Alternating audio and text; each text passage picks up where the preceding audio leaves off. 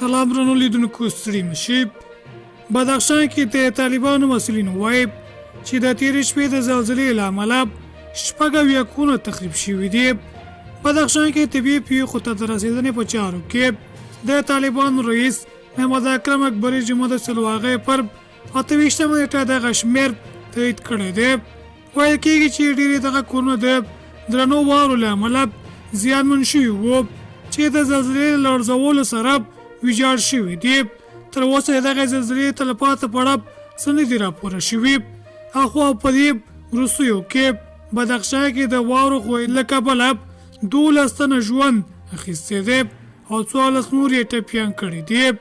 دا یې ویلي ده چې د یوې اونۍ راهیسې د بدخشان د مرکز فیض آباد ښار او 10 ولسوالیو ترمنځ غځېدلې لاره هم تړلې دي. د دې وضعیت دوام زلزله ځپلو ته د مرستې رسونو بهیر له جدي ستونزو سره مخ کړي دي.